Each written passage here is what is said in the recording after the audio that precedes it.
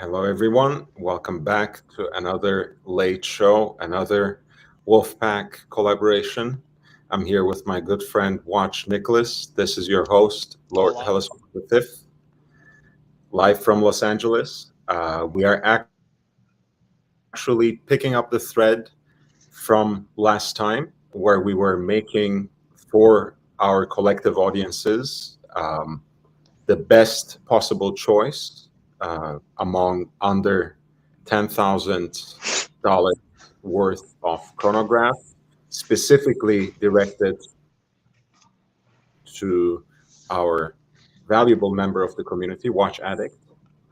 And we both had one winner among our four choices, thanks to the audience, thanks to Yep. the community who helped us out with the poll.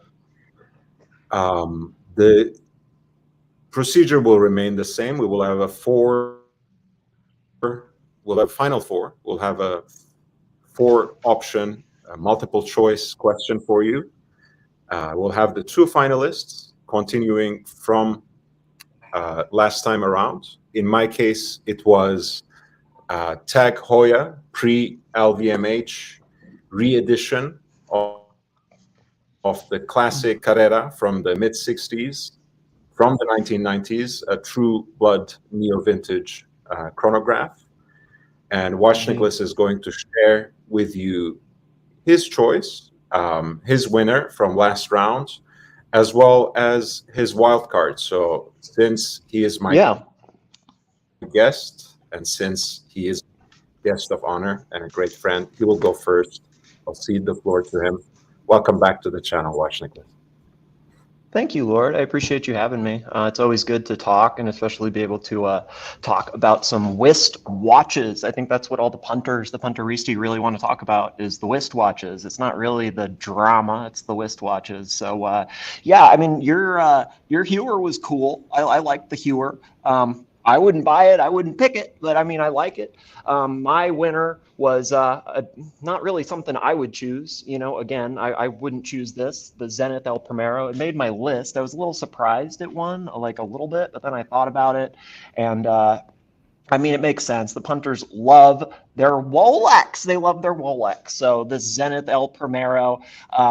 I'm sure people don't need a pen for this because it's fine. It's 03.2040.400-69.M2040. So I'm sure you got that down. That's a Zenith El Primero 36,000. And I mean, I thought this was a cool looking watch because it's a little bit bigger. You know, it's 42. I know these more traditional. Thanks for pulling that up, buddy. Uh, the sorry, now I'm like saying buddy in like by mistakenly. Either way, sorry. I was saying I like the size on this, that it's a little bit larger. It 42. They have some of these other kind of traditional looking ones that are 38. I really like the 42.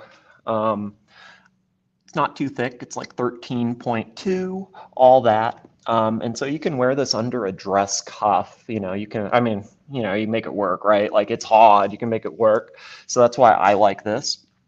You know, I like that tricolor thing they have going on. I think it's just a really good looking watch. I think especially at the price, everything you're getting here, you know, the bracelet. Hey, what's up, Mookie? What's up, Mooks? It's good to see you, Mookie. Mr. Mookie.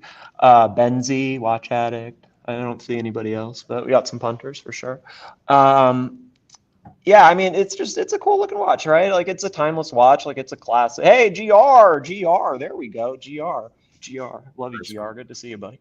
Um, I mean, I don't really know what I'm saying, right? I mean, it's a cool looking watch. I mean, what else should I really say about it? I mean, it's maybe we should go on to the wild card, right? Should we do that, or should we? What do you think, Lord? It's your show. Of course, I'll just say one thing. Like you said, I think the fact that this is based on the caliber, based on the movement that has powered Rolex's on Daytona for about 12 years between 1988 2000. It didn't surprise me all that much. Like you said, as with most of your other choices, this is on the sportier side. This is on the heftier side. This is on the chunkier side, 42 millimeters. Yeah, it's Still thick. but still in, within reasonable parameters. Like you said, it can be worn for more than one occasion on that beautiful bracelet, or if you wish, on a leather strap, making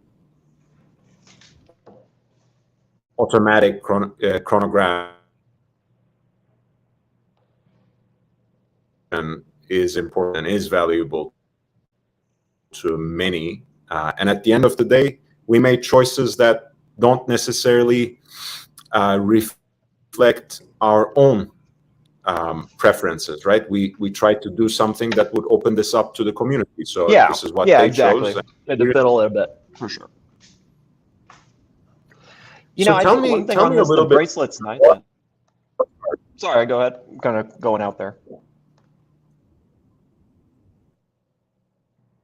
No worries, man. I was saying, tell me about your wild card, which we bring into Wild this card. final Yeah, round. let's do that. Let's do that. So it's a Habring. Let me get the actual. It's like the Doppel 3, I believe, the Habring. I don't know if it's Habring or like I'm not even going to try to pronounce this. We're just going to like power forward and pretend it was the right thing. It's the Doppel 3, the Habring, Doppel 3. Yes, this is the split-second chronograph by Habring2, the Austrian brand of IWC provenance, of course, through Richard Habring. Let's talk about it. Yeah, I mean, I think that you did a really great job going over the history, like last week with the IWC Doppel Chrono, just kind of explaining why this watch is important. I think you really, I think you did a great job of that, honestly. Like you really summed it up well. And, like we can go through that again. I mean, really, like, I think it's just a good looking watch. I think when you look at the stuff from Habring, I think what I like is that I don't know. Like we kind of teased it this last time. Like, okay, like how do you define hot? Like how do you define like hot horology? Like, I mean, I don't know. I mean, it's like there's some downsizes, or downsides. It's kind of thick, but like this is an independent. Like this is just a husband and wife. Like it's a husband and wife. It's hand finished. They're making, I don't know, like 100, 200 watches a year. They're not making hella watches. They're making a handful of watches. Like for real, they're making a handful of watches. These are customizable. You can, I mean, I don't know, like it's cool. There's something cool about it. Like they have all these like Rattraprant, like deadbeat set. Like they have all these fancy, complications going on. And I thought this one just kind of fit what we were talking about, I guess, in terms of like what Watch Addict was kind of looking for. This Doppel Chrono, or sorry, the Doppel 3. Obviously, Habring, like Lord went through this about the history of this with the Doppel and like, all this GPHG or like all that stuff. Like that's a whole nother conversation. But what's really cool about this watch is, sorry, I mean, it has this, the normal chronograph. It started and stopped with all one pusher. And then the second pusher is to reset the chronograph registers. So, I don't know. I mean, it's a pretty watch. You can have different choices. You can customize this, but I kind of think that depending on, I don't know, the dial's pretty too, depending on the angle. Like it's kind of like, I mean, there's different ones, right? But I was looking at this like gray black one, and it's like it's almost like brown or something. It doesn't matter which one you choose, but they have that little variation or whatever. That. Yeah, I'm just rambling, right? I mean, it's a good looking watch. It's 42 mm, stainless steel. There's also a titanium version, but Watch Addict was looking specifically for stainless steel. And I mean, you get a lot of complication for the money, you know. You definitely get a lot of complication for the money. And I think there's definitely like, we kind of talked about this on the JLC last time about like, oh, like, what's the inspiration behind this watch? What's like with that JLC, we were talking about the like Memovox or you know, the alarms, like just like what do we see in this watch? Like when I look at this Habring, it's like what do I see in this? You know, like what are the vibes from that? I don't know. I get some like 70s vibe. I really do. And like maybe all my watches are like 70s vibe, you know, but I get that kind of vibe from it, something like that. And then there's like that kind of pocket stop watch, you know, pocket watch, I don't know, something like that too. That kind of vibe from it.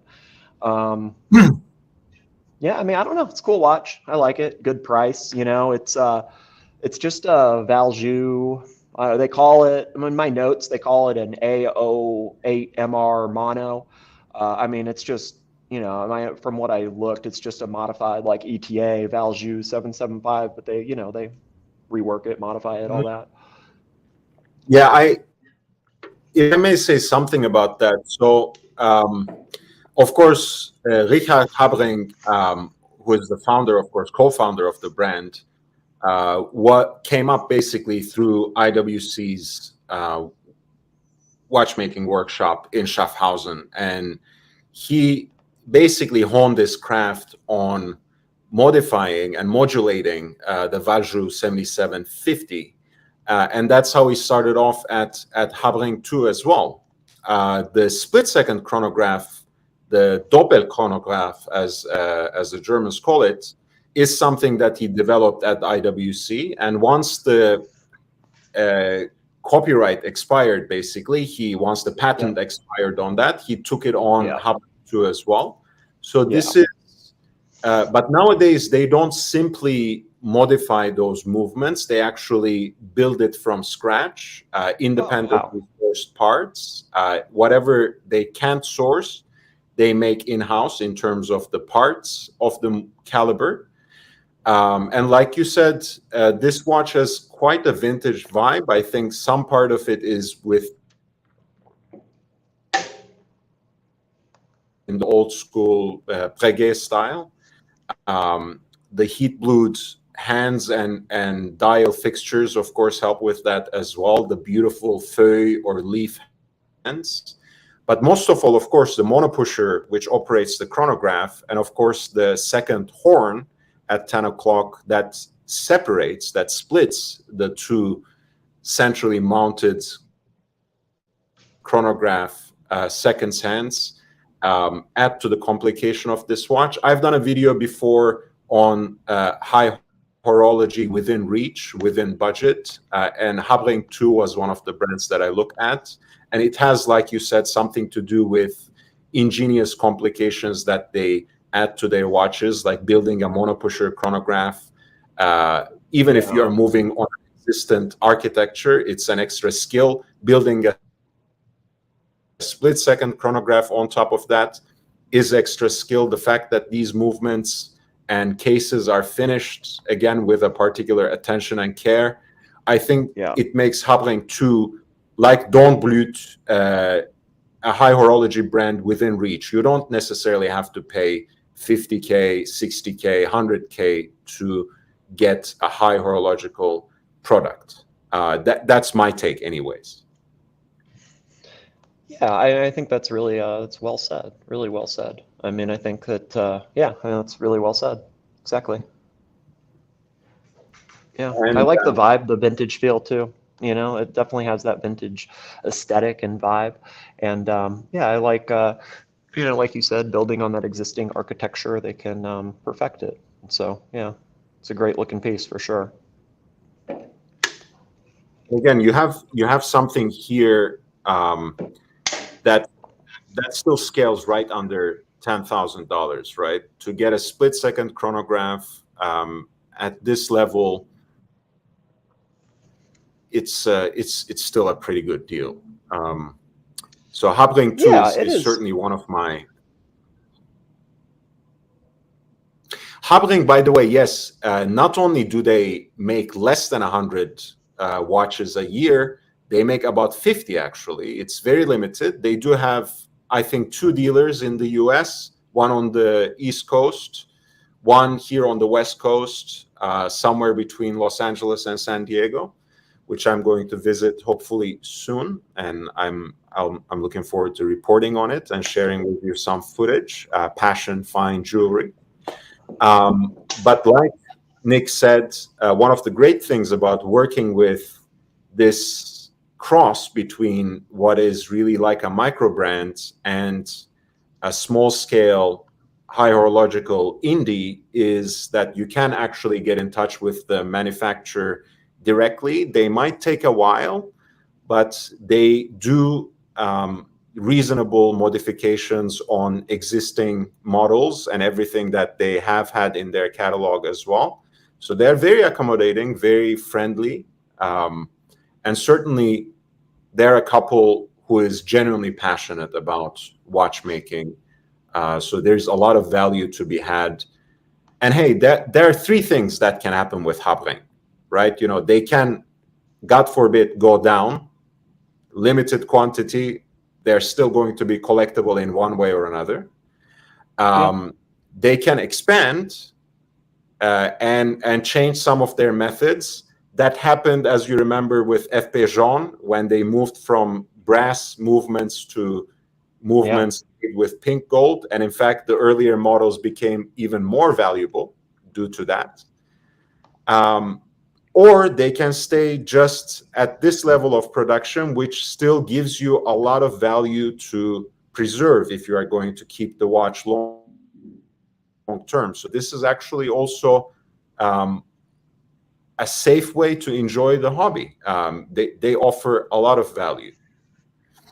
Oh yeah. I mean, you know, when you really, I think that's a good way to say it. I mean,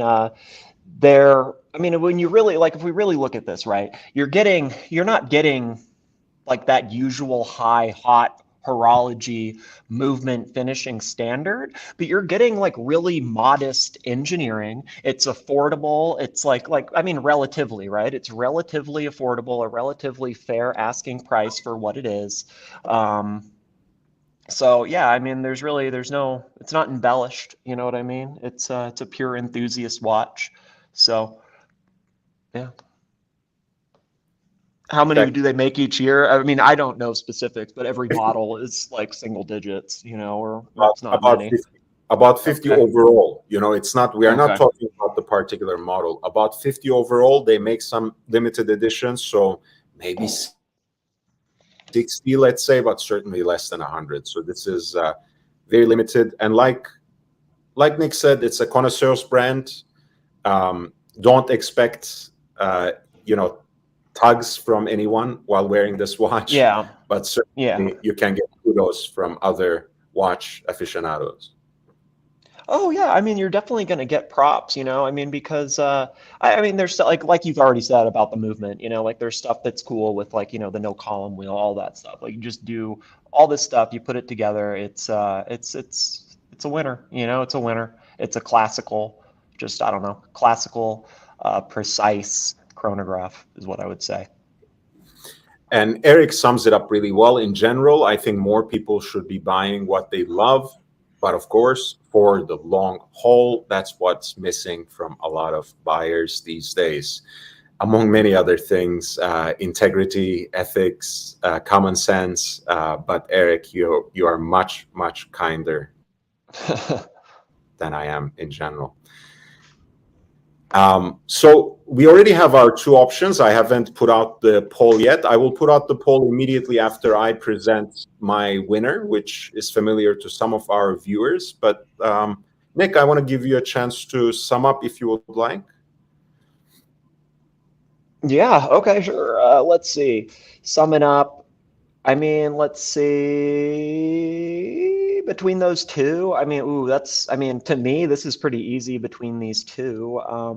But I guess so for my picks, if we're going to have two, we got that Zenith and then we got the Habring. So they're very different between the two, you know, like those are very, very, very different. But, you know, it's, yeah, I mean, yeah, it's just very different, right? Like that's all I can say. These are very different watches, mainstream versus basically indie. And, you know, again, like don't expect that hot horological standard on this, but it's darn good for the price. So I'll just leave it there. Yeah, I think it's an amazing choice, but I'm already biased. You know, one of my choices in the last round, in the previous show was in fact Habring2, the monopusher Yeah. chronograph. So it would be a little bit disingenuous for me to intervene at this point and say I vote for Habring as well. So we'll leave it to the audience. But yes, I think Zenith is dime a dozen. Yeah. And for me, again, personally speaking, it's a little too large in this particular shape and form. Like you said, Yeah. 38 would be perfect. I think 38 mm. the virtue of Zenith, I think, is the fact that it offers so much on that El Primero base. So if you value the brand, this is not your only option. But I think for what Watch Addict asked from us, I think this was a damn good choice. But yes, my heart says Habring2 more than anything.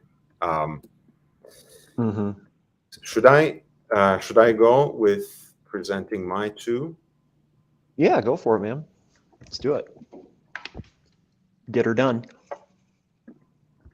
All right. So we had a winner among my four choices last time around, and that was, as I mentioned, Heuer, Tag Heuer, from 1990s, a proper neo-vintage watch inspired by those early Carreras of the mid-60s.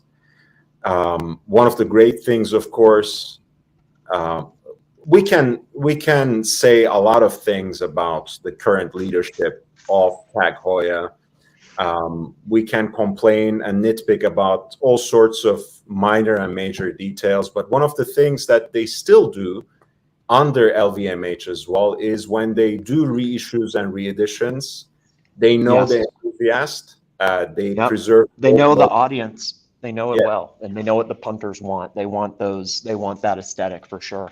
Yeah, and they want the old logo. They don't want actually a mention of Tag. So this is something that's pre-LVMH they already knew under the Tag Heuer leadership, and this is something they brought out in the 90s.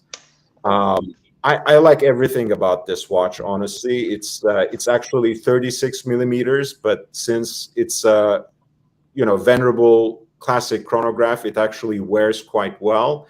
It can lean on the sporty side if you want to put it on a NATO strap, if you want to put it on something like a rally strap, like some sort of perforated leather, for sure. But one of the virtues of this particular, right?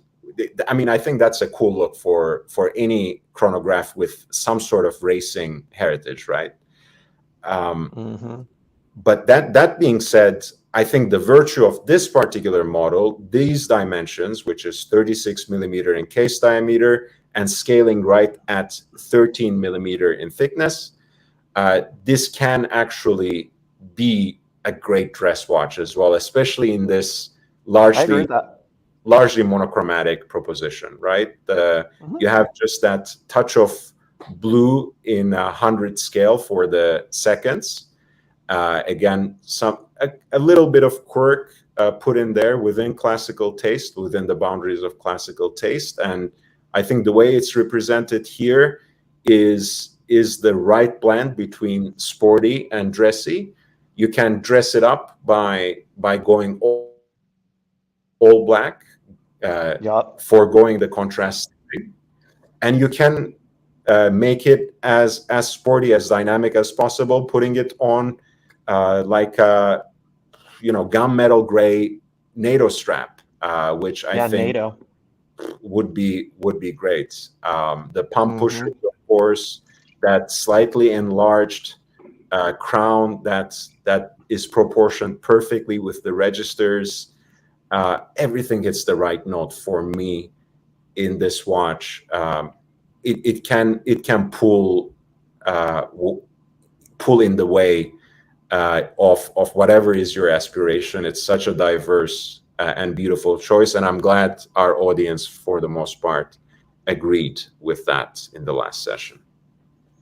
Yeah, I mean, I agree with you in that it can work double duty, in that it can be sporty on a NATO, and then you can dress it up on like a black leather as well. So I do really like that, especially, I like the sizing for myself. I think it's a good size, traditional sizing.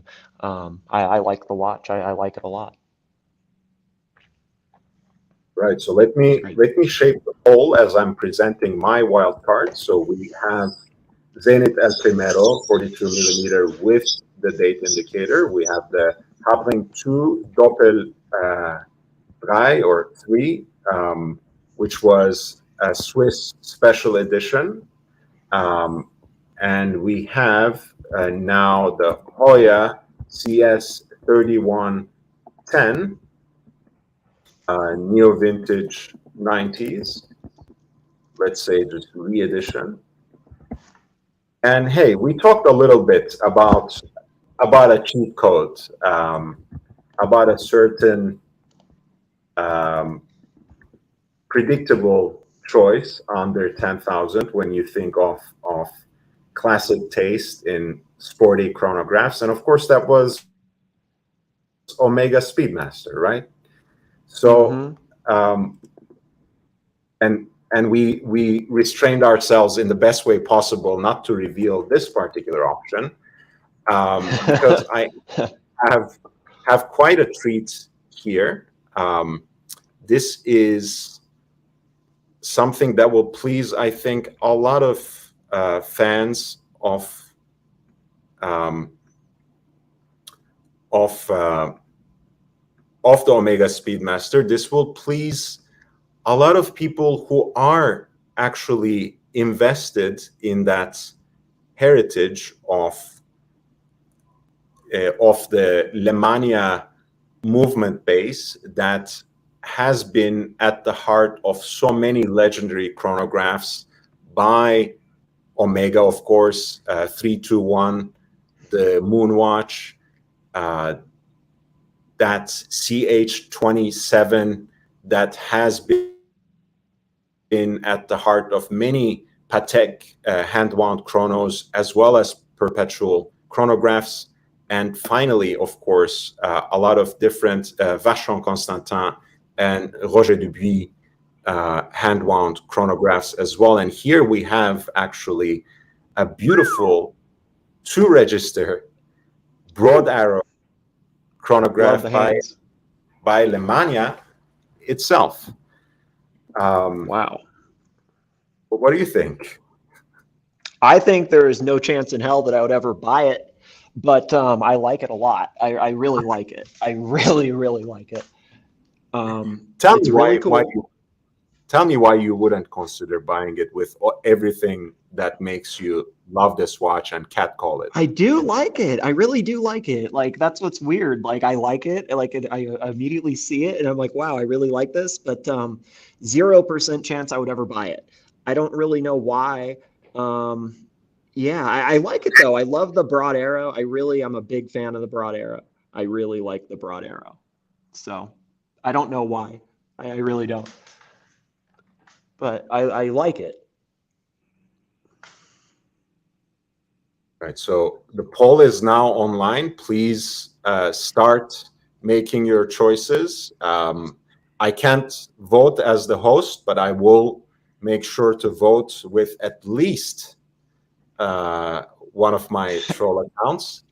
And you know where my vote is going in this particular way. But again, and I will emphasize it in two ways, right? The vintage heritage appeal and charm we can talk about for hours, but you all know that Omega itself brought back the caliber 321, which is the original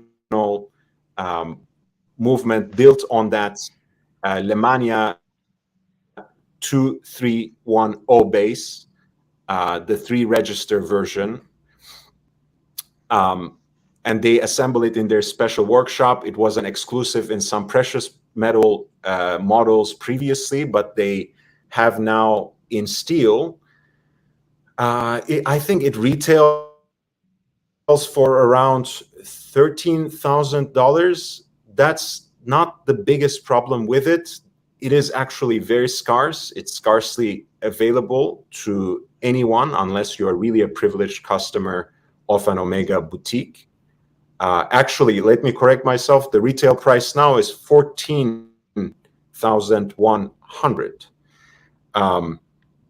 And there are a few reasons as to why people prefer that watch. Again, one part of it is, of course, that it is the collector's and connoisseur's choice. It also scales right under 40 millimeters. So in a way, it makes it more wearable. It has the beautiful bracelet, again, inspired by that flat link classic Speedmaster bracelet, but it's not really available, right? So here you have the Lemania broad arrow, which is built on that same base, specifically in this case, 2320, the 2-register version of it. Look at the profile of that. I mean, oh my God. And look at the crispness of that. And this is something you can actually find under 10K in this beautiful condition. Look at that wishbone. That does look really nice. That looks so indicative of that movement. My love of 2-register chronographs by now is well known. So I even prefer this to the Omega 321 in stainless steel. And of course, the broad arrow, I think, really balances out, because otherwise, with slim hands, with that it wouldn't work as well. Yeah, I don't think so. With that almost flush crown and the small registers, I think with slim hands, this might steer too far away from sporty for many. But in these dimensions, a little bigger than 38, a little thinner than 12 millimeters, with the broad arrow, with those rectangular pushers. Again, this is a watch that for me is the perfect blend between sporty and dressy. Wear it in that gorgeous black NATO strap for that classic space explorer look. Wear it on like a burgundy or even golden brown leather strap with contrast stitching, again, to stay true that beautiful heady blend of sporty and classic. And wear it if you want on a black leather strap with matching stitching, and make it something a little more classical on the dressier side. But hey, again, you have a lot of value, a lot of collectability, nothing that will shoot through the roof, nothing that will break the ceiling, nothing that will break auction records anytime soon because of the branding, of course. But what an incredible value for someone with collector, someone who is invested in the heritage of hand-wound chronographs, someone who loves that varied heritage of the Lemania 2310 CH27 movement base. This is amazing. Watch Addict asks, LHV, explain more why you prefer 2-register chrono. In that case, I'm a purely aesthete when it comes to that particular choice, right? I do like, I don't necessarily agree with people when they speak of cluttered dials, when they talk about chronographs. When it comes to something like Zenith, Nick, and correct me if I'm wrong or if you disagree, simply, with those multicolor subdials, I think there's just too much going on for my taste. But when you I'm with you on that most of the time. Not always, but most of the time I'm with you. Sometimes I like it on like some of these but yeah, I hear what you're saying. I'm with you. And in my case, when it's a monochromatic design like this,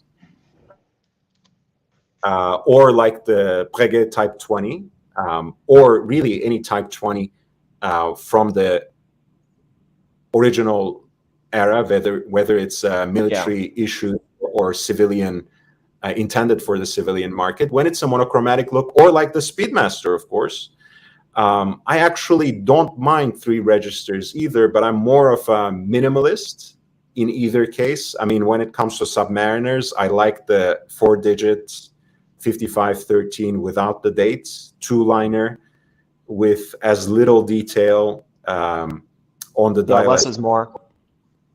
Pure simplicity, beauty and simplicity. That's why I prefer 2 registers as well. So this is actually my choice, and that's why I saved it for the wildcard. One of the punters said the polls are all even. We could throw another one. I mean, I have some stuff that we could talk about for a second that were kind of like honorable mentions. Polls. Oh, I'm so sorry. Oh, is that my own? No, that was me. That was okay. Me. Okay, cool beans. I'm like, oh my God, I'm messing this up. Like, I don't know tech, like for real.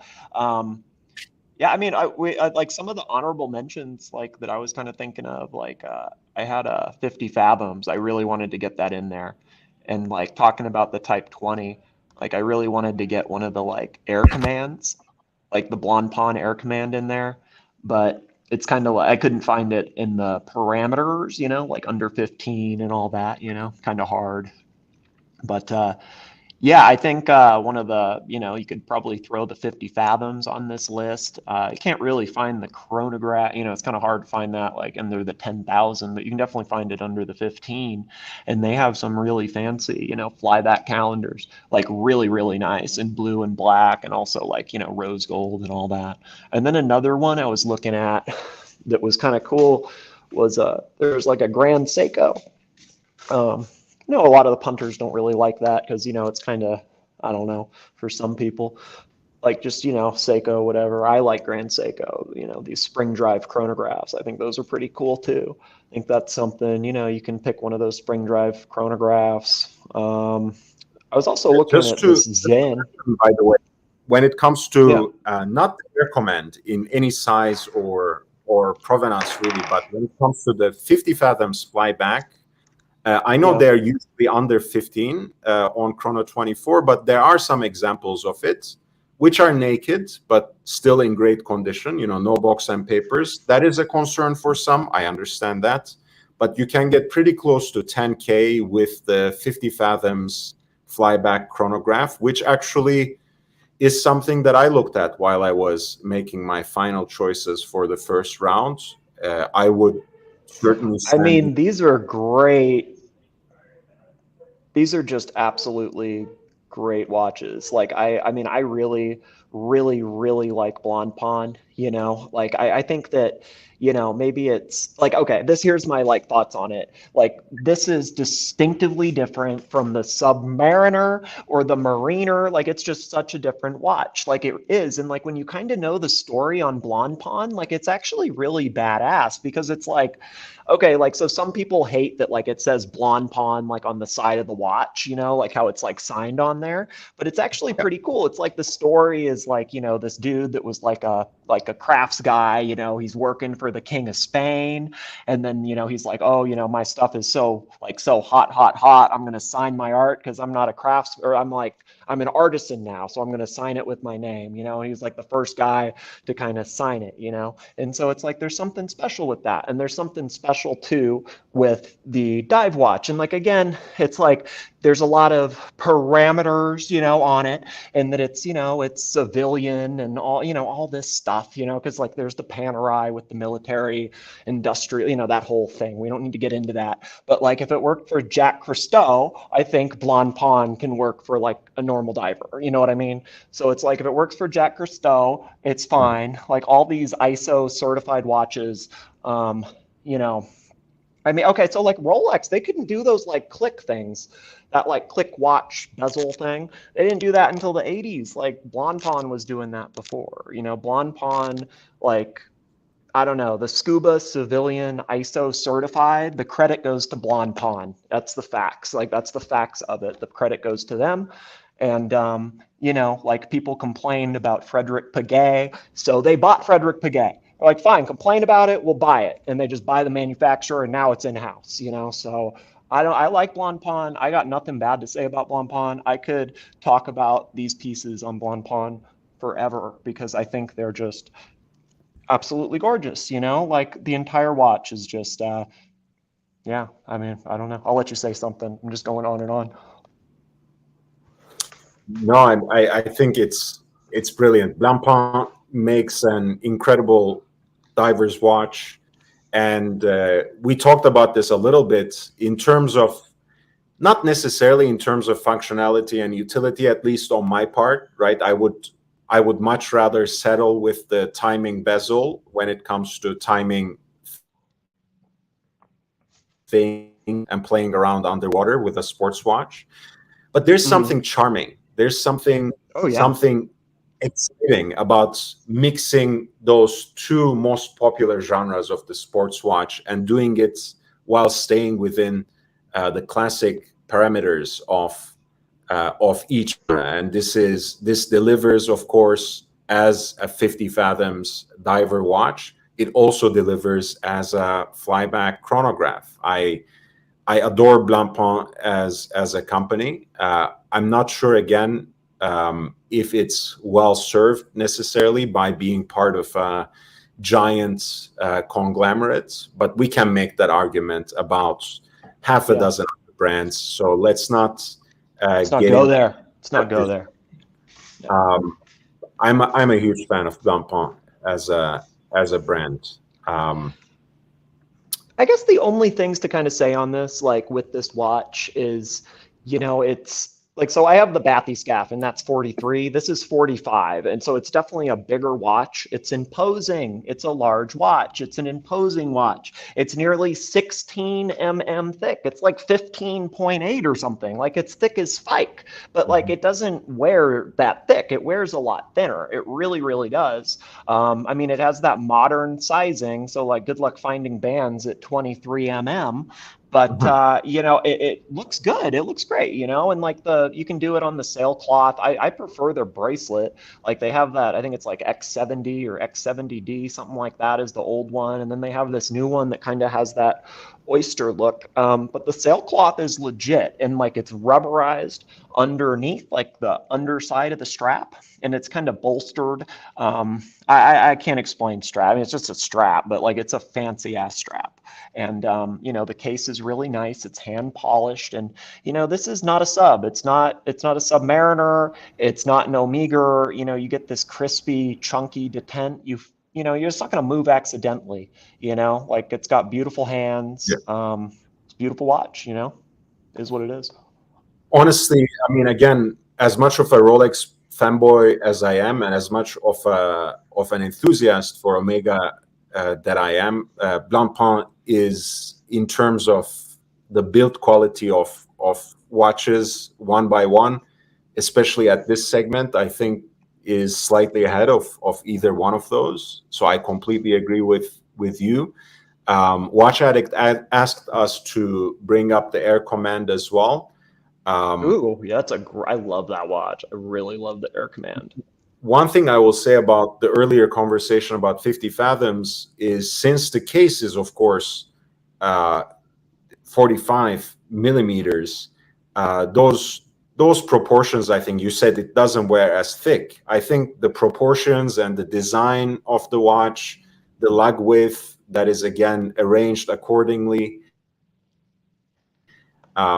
it makes it actually quite a wearable watch. And the fact that they could slap a flyback chronograph on it is still a great achievement. Air Command is actually an entire spread, right? So you have these larger standard size cases, which is 42 and a half, under 14, and then they have the newer 36 millimeter. Yeah, the 36 is really looking good too. It really is. I like the bigger size. I like the larger 42, like 42.4, 42.5, whatever they call it. But yeah, the smaller 36 looks really nice too, Lord. It really does. Mm-hmm. I mean, again, I think, you know, for me, I don't want to wax poetic here, but watches are about a certain feeling, right? So for me, every watch inspires a certain kind of attitude, a different kind of aesthetic. I think a 50 Fathoms or a Blancpain sports watch in general is supposed to wear larger. Yep. So Yep. I don't actually mind the fact that this is 42 class in the standard size, that the 50 Fathoms as that groundbreaking dive watch on the Vanguard, where everything used to look like a dime piece and was practically invisible and completely useless underwater. Jean-Jacques Fichter came in and invented a whole genre of the modern dive watch, which basically was at the heart of how a lot of watches became popular in our era of internet communication and social media. Like dive watch genre basically was very important in the early 21st century revival of our very hobby. So we owe something to the heritage of Blancpain, I think, by and large. And those are watches that are meant to be worn big. Yep. Yeah, no, it They're totally supposed is. to announce themselves. Yeah, I agree with that. I mean, you know what? I think that's really well said. I think that I think you could kind of say that like this is going to sound kind of harsh.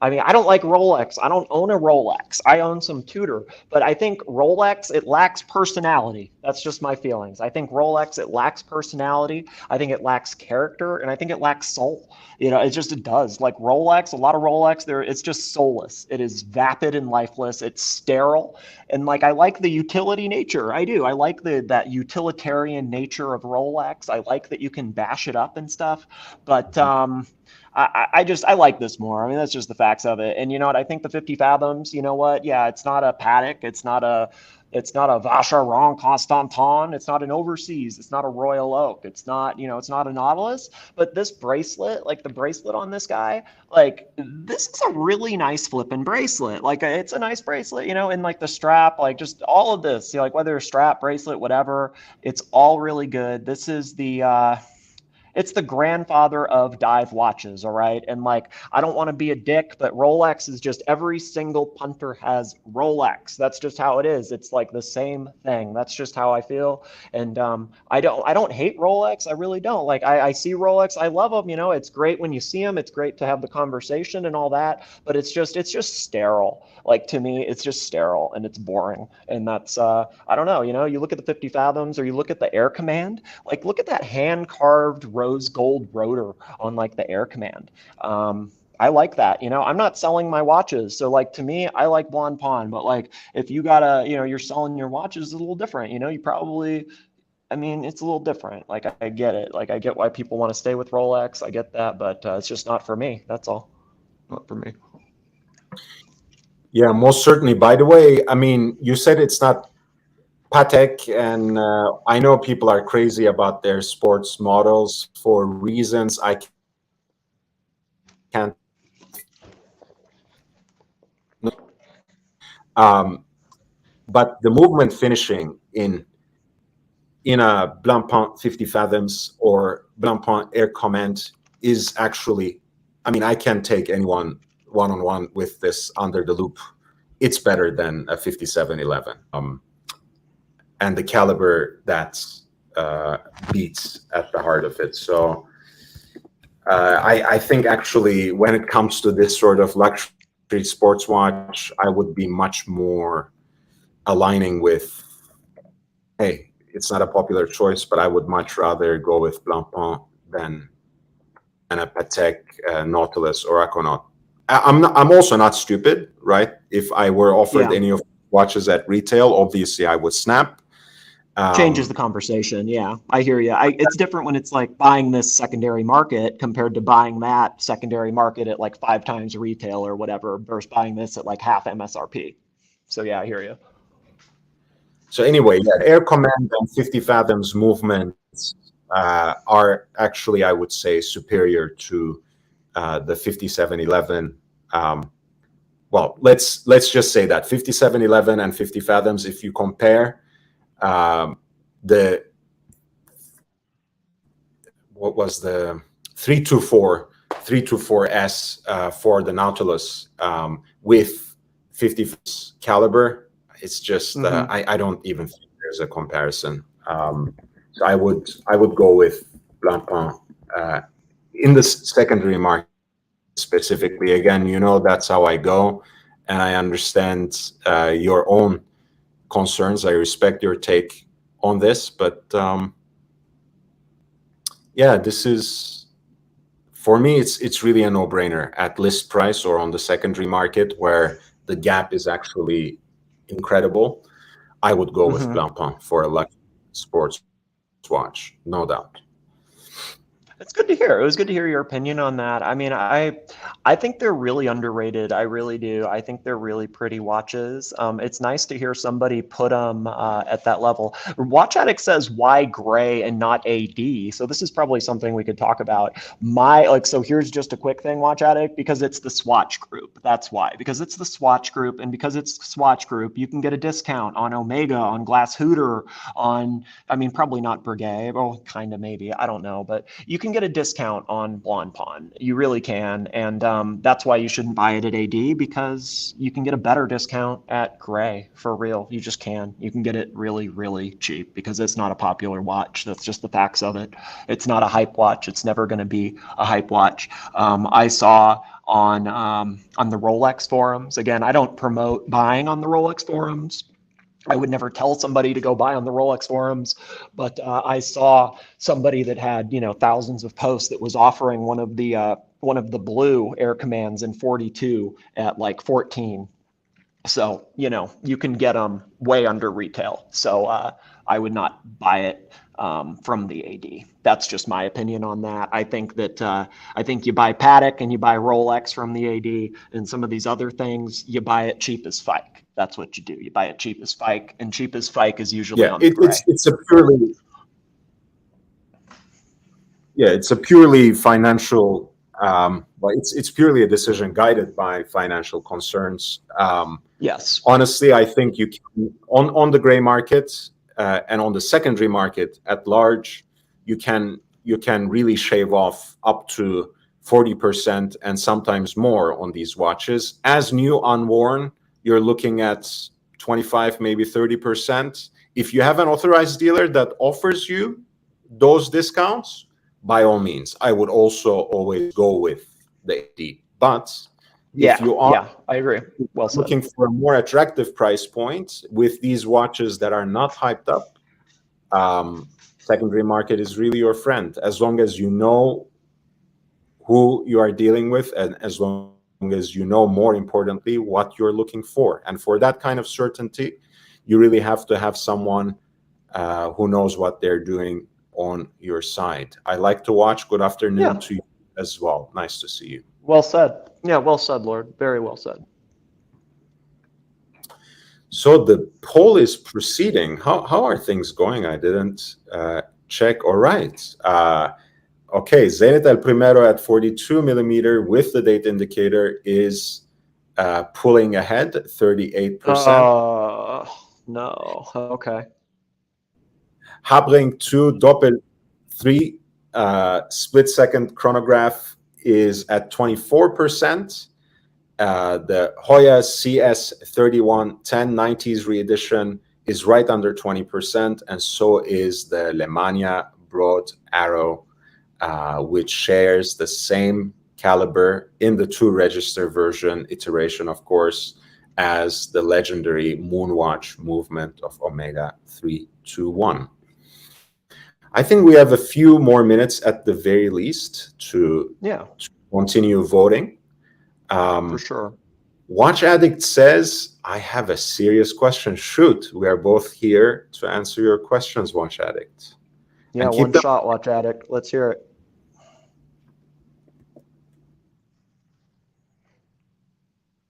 I think this is the limited Air Command, isn't it? So I don't know. I think there's so this one is the limited one you have up, I believe, and then is the blue one the non-limited? Does it say on there? So the one I have, so the limited one is basically has this look that is made to look more vintage-like. Yeah, it looks older. It definitely looks older. And it has that propeller rotor for the movement, which I find a little overdone. But hey, if you're like into it, you're into it. Yeah, I find it charming. Yeah, I find it very charming. I get it's not for everybody. I mean, it's the same as like, the little conch shell on the back, like on the Ocean Commitment. Some people don't like it. I think it's cute, To me, I get it though. I hear you.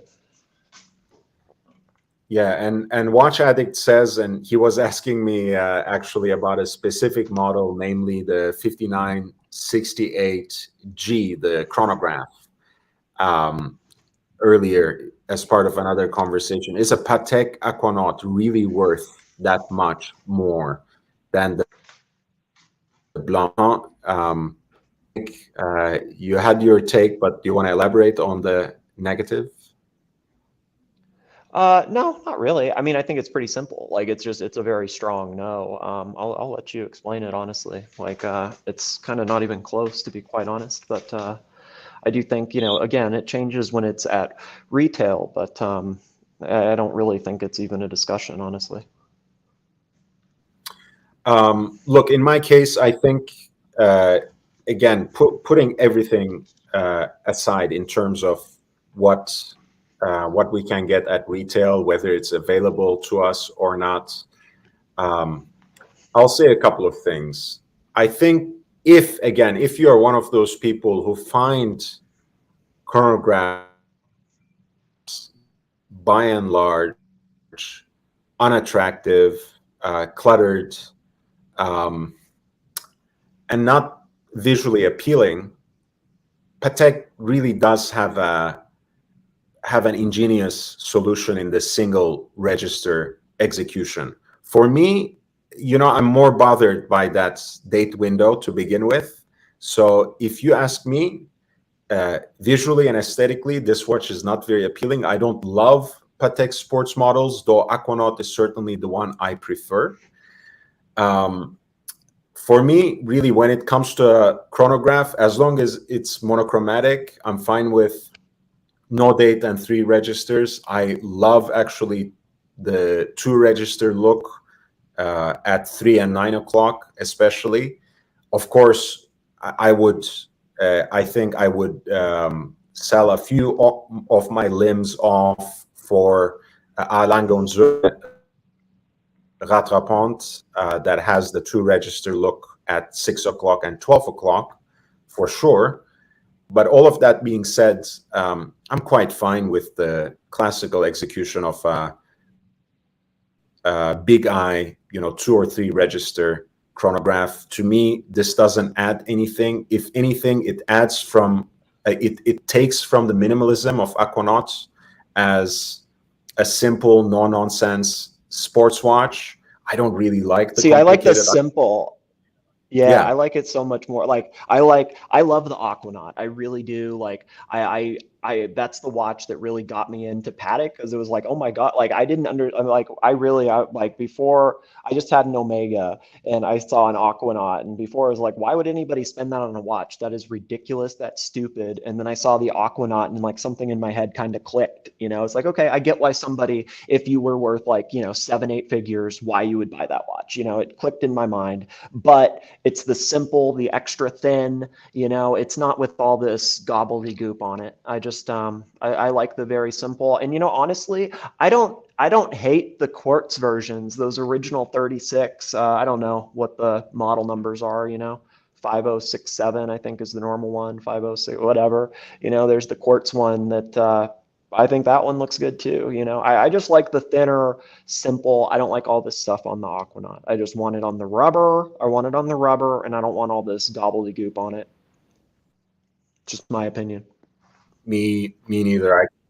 We completely agree on that point. So for me, Aquanaut as a chronograph is not very exciting. I actually like that pared down, no-nonsense sports watch look. I do think that the 5167 is the platonic ideal of an Aquanaut, in the sense that they have a luxury sports watch on a rubber band that sits flush at the edge, so almost imitates that integrated bracelet look, also in the way that the design of the rubber bands, right, with those waffles, actually plays really well The along rubber's with the great. design It of looks so the good. globe scale.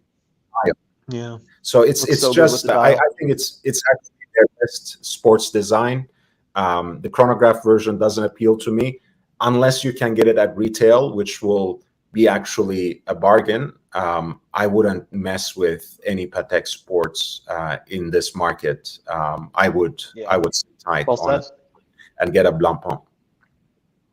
Market's crashing anyway. Wait 6 months, a new year, you know, like well, I'm curious. I mean, I don't know, but like I'm curious what's going to happen in 6 months with some of these prices. You know, I know right now, I mean, I like, because, you know, I want to buy a watch. I think we all want to buy a watch. That's what it's all about. It's about buying watches, right? And, you know, I'm trying to buy a watch now. I think we're all trying to buy a watch now. And like anytime I kind of get close to buying now, it's like, hey, it seems like it's going down. I'll wait a month. I'll wait whatever, you know? So, yeah, it's hard right now. I get it. It's like it's hard to know with the market. I would definitely not be buying this on the secondary at 2, 3, 4, 5, you know, whatever. I mean, I don't know what those flippers do, but I mean, you know, there's no way in hell I would pay that. You know, 0% chance. Wait for it Yeah, to correct some. I completely agree. Look, you know, the inflation numbers have been historically high.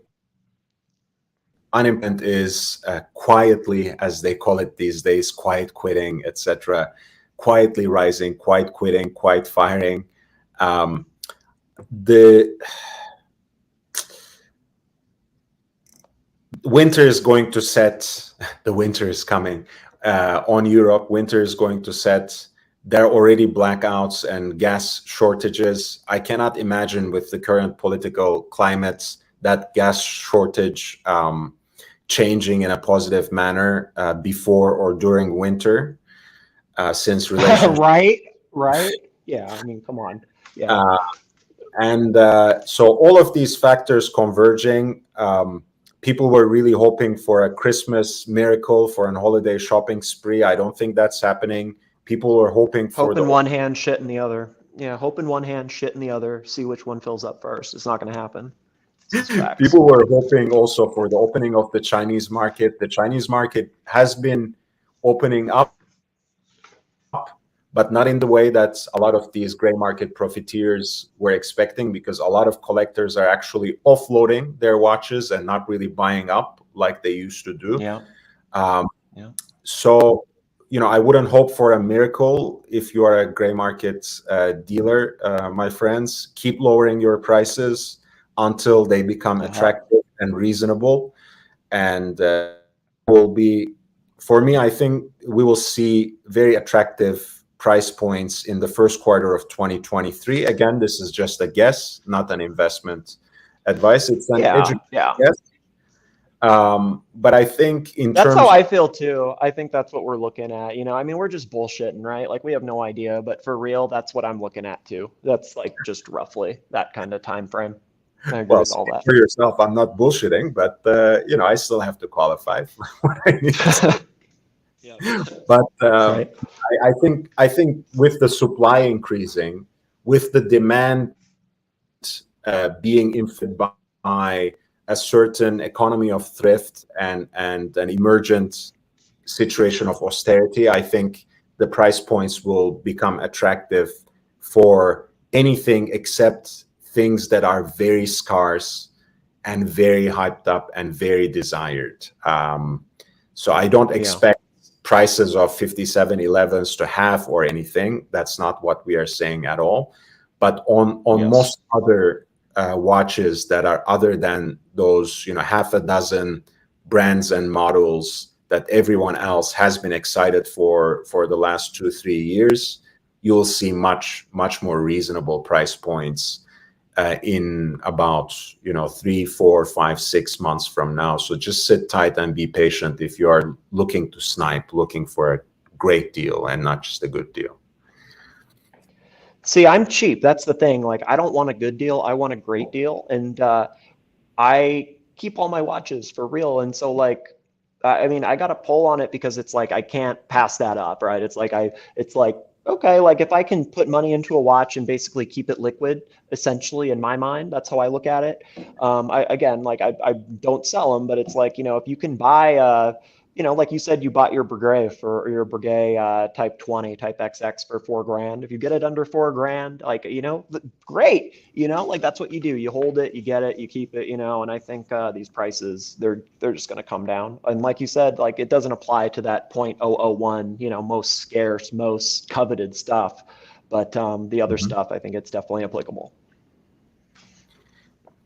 All right, so I think we have to come to terms with this watch necklace, because we are now looking at a poll where El Primero pulled way ahead at 46%. I think it's only fair that we end the poll about now. I know you don't have too much time. If you have anything to add, I mean, I have to congratulate you first and foremost. You are the winner. Your choice has won over, even though you have been putting it forward very grudgingly. I know, right? It's won. It's hard. It's hard. I mean, you got to do what the punters want, right? Like the punters want it, the punters want it. I mean, you know what's good, Watch Addict? The punters aren't going to remember in a week. So just buy what you want, right? Like for real, buy what you want. I, it is what it is. I get why the punters like it. Wouldn't be my choice. It would not be what I would buy, you know, but I do like it. And yeah, yeah. I mean, it's a nice watch. It really is, and it is. I get it's a. I think Eric said a good point. It's like it is a safe buy, and that like, you know, you see a lot of people that move out of like Grand Seiko. You know, like you can basically get your price back on the gray. It's kind of like that here with the Zenith. You know, you're not. I mean, not that it matters for Watch Addict, but you know, you're not going to lose that money. You know, you're getting that back. I mean. Yeah, I mean, I get it. What would I buy out of these four? Well, I mean, okay, so okay, first off, out of the ones I presented, I would have bought the JLC. Like, so I would have bought the JLC Polaris out of like, I think the ones I presented were like the Zenith El Primero in 42, the Bathyscaphe chronograph. I might have bought that, but I mean, I like the pared down a little more. And then the that I forgot what I was saying. Whoopsie. The the JLC, the Polaris. I really like the Polaris. You know, anytime I look at that chronograph, I end up kind of looking at the world timer, and like that world timer. You know, I know it's titanium, so it's not what Watch Addict likes, but I mean, I'd be buying the JLC, especially when you look at secondary market prices on it. I'm cheap. I'm cheap as Fike. I mean, I'd be buying the JLC just because it's a great price. And but I guess if we're looking at, you know, these four with the Zenith, the Habring, the Heuer, and or the Heuer, the Habring, the Lemania, and the Zenith, I mean, I would be taking the Habring for sure out of those, I guess. But out of the stuff I presented, it would be the JLC. I kind of feel like I'm going to get JLC next, so maybe I'm biased. Maybe that's what it is, but I think in my case, I will basically, I'll probably swerve between two choices, right? If I were to buy something new, I would probably go with the Chrono Felix that I presented, okay. the mono pusher chronograph. I'm really, really dying to get a salmon dial piece.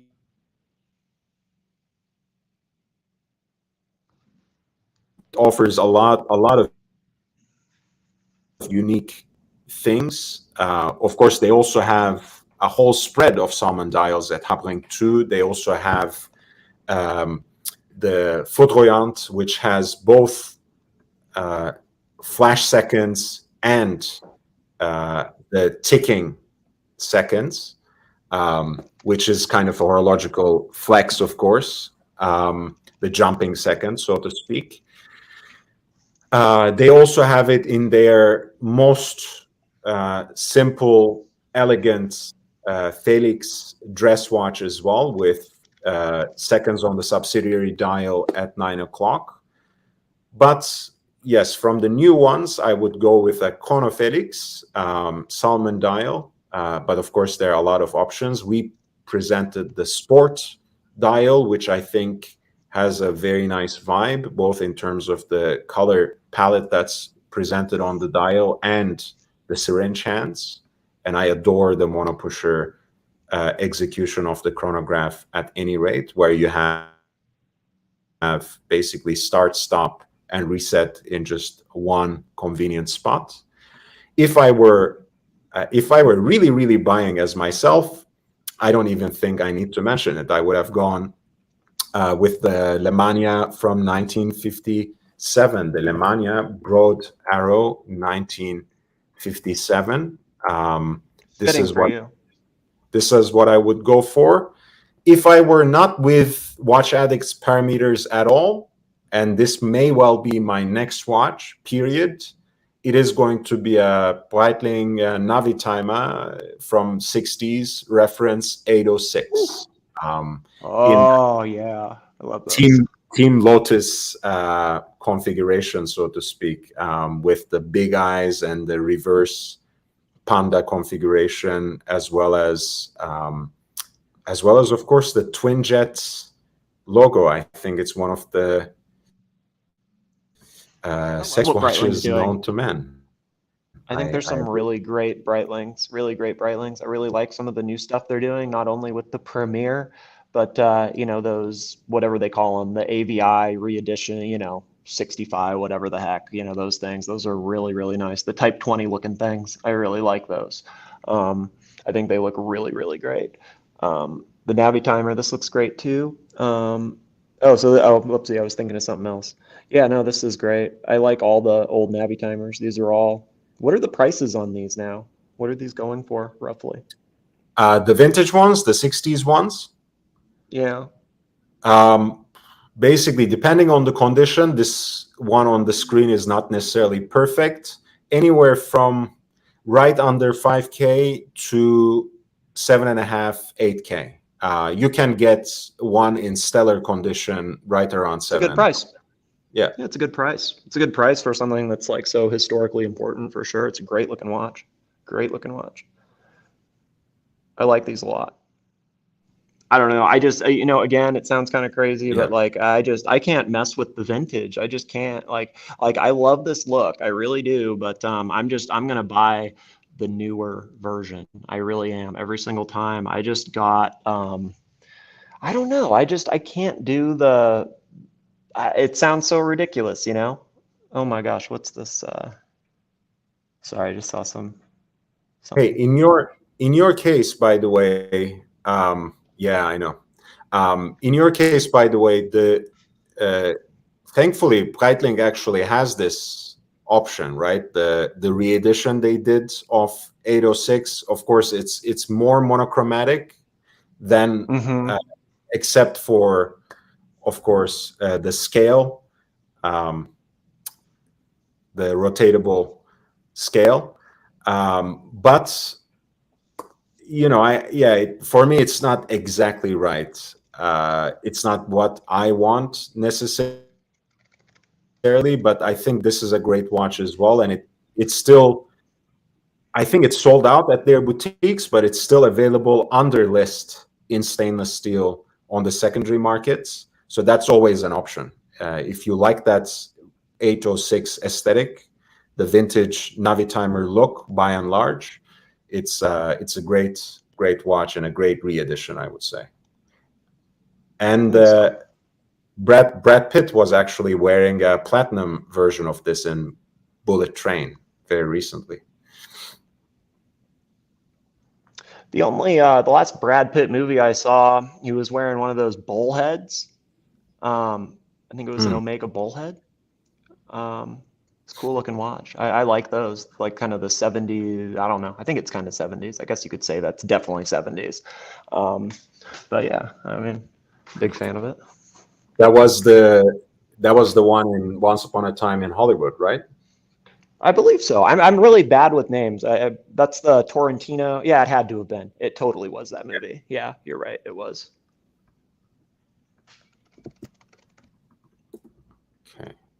So, guys, we have come, I think, to the end of our broadcast today, to the end of our live stream.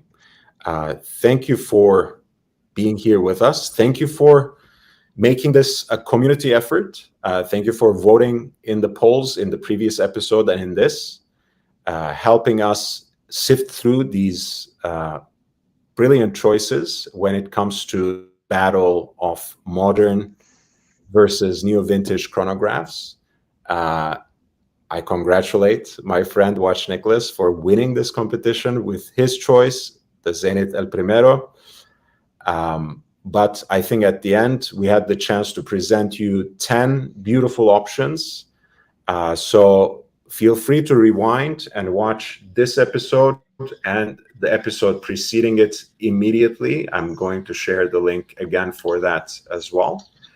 In either case, thank you, Watch Addict, for allowing us to sift through these choices for us and for you, and also the entire community for participating in this effort and learning together more about what under 10K in US dollars can get you in today's market for a stylish cross between sporty and dressy, in my case, with some vintage charm in terms of chronographs and with a more modernist appeal and aesthetic and something more sportier and dynamic in Watch Nicholas's case. Don't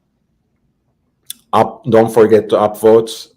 Nick, do you have anything to say to end? No, I guess we summed it up, boys. So thank you all. Thank you everybody. Thank you everybody for coming and talking and hanging out and all that stuff. And appreciate all the punters, all the people coming in and all that. So yeah, thank you, boys, for hosting and everything. It was good to see everybody. So have a good night, boys.